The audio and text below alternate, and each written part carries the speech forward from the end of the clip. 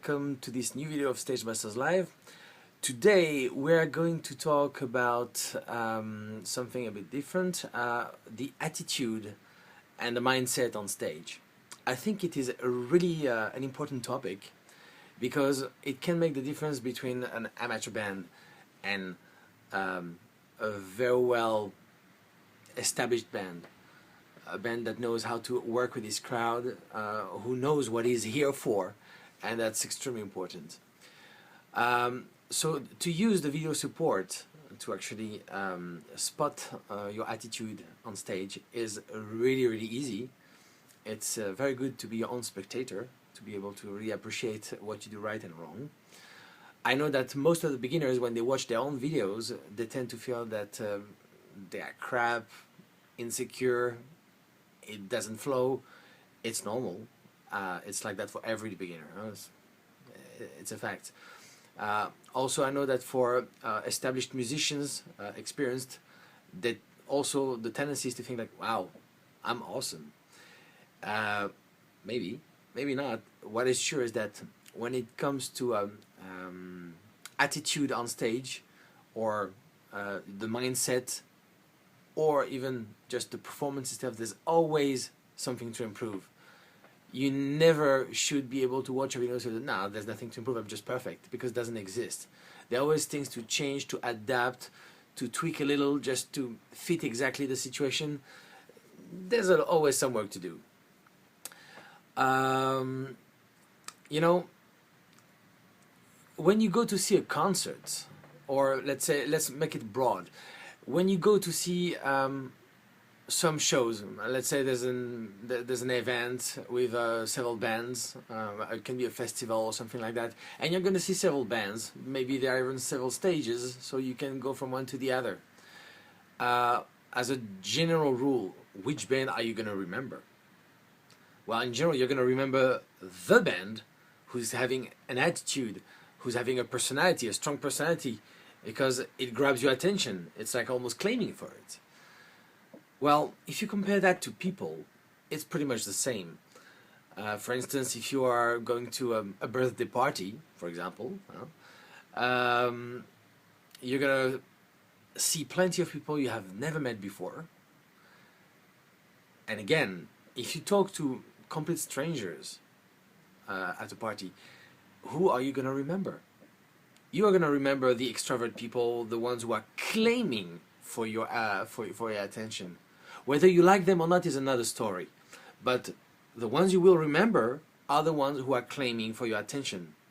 As a performer, as a musician, you are in a really good situation, because as a performer, you are here to claim the attention.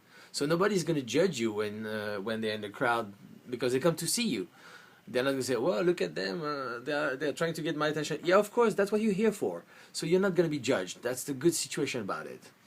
So use that to your advantage. You couldn't be in a more suitable situation when you're on stage. So from there, I have a lot of students of mine who are asking me the same question.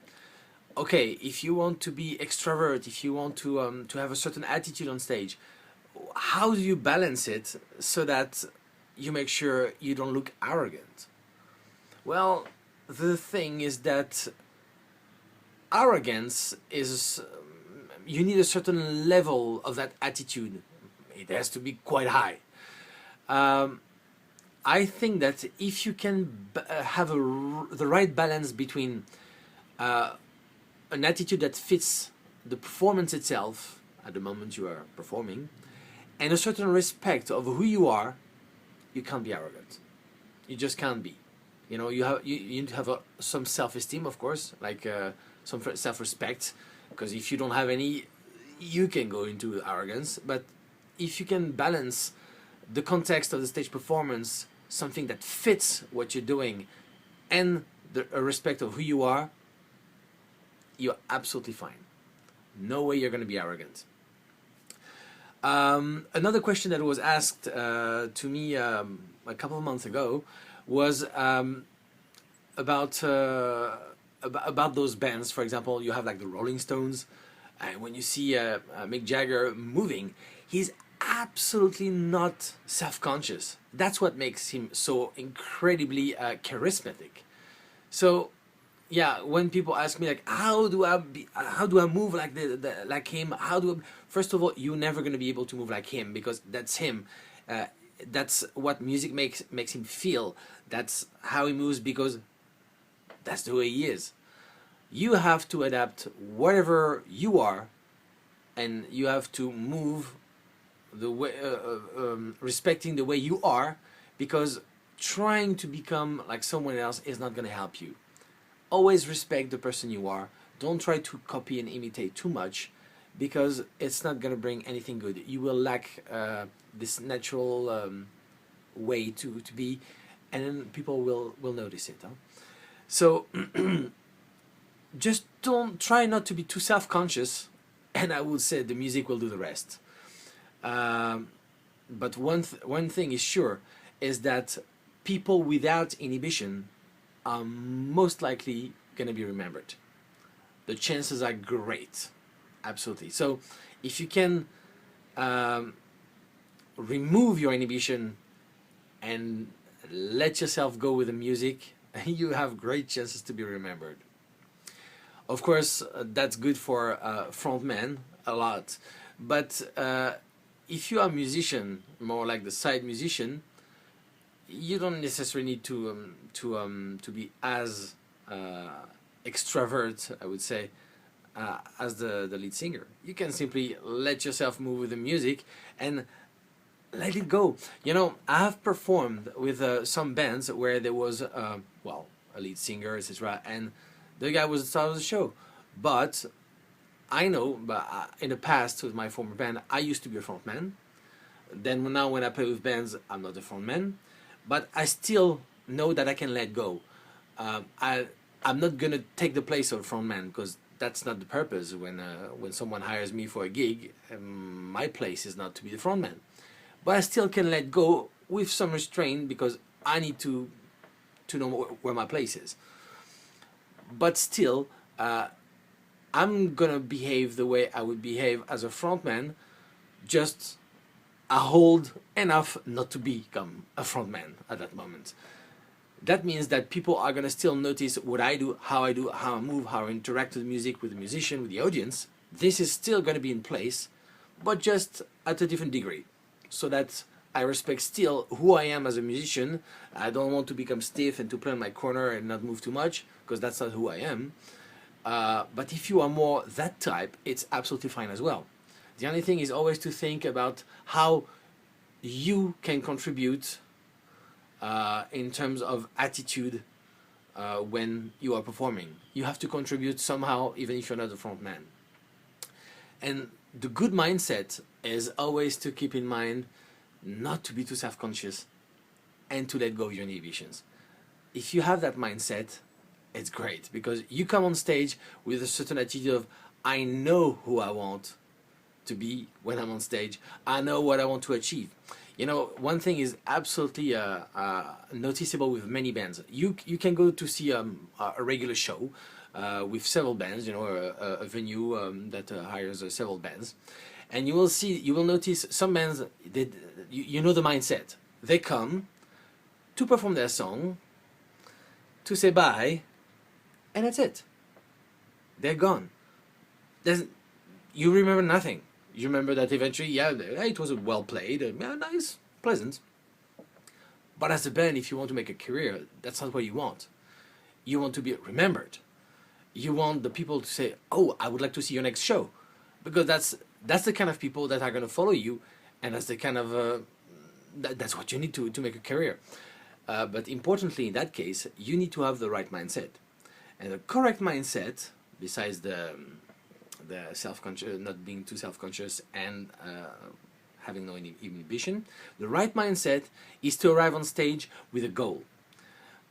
You know why you're here, and you know what you have to do.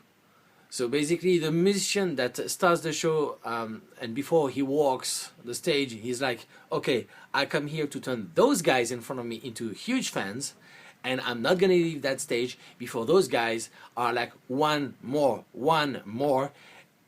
and then I'm gonna leave them right at the moment where I know they still want more, but I already gave them some, and then like this, I leave them a little bit hungry for more, and I know they're gonna come to my next show.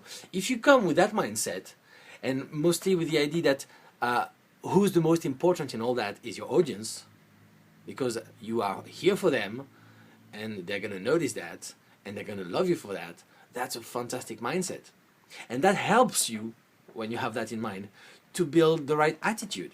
You know, because if you have the attitude like, "Hi, I'm the master of the world. I'm gonna right now kick your ass because I'm the best in the world," that may be the wrong attitude.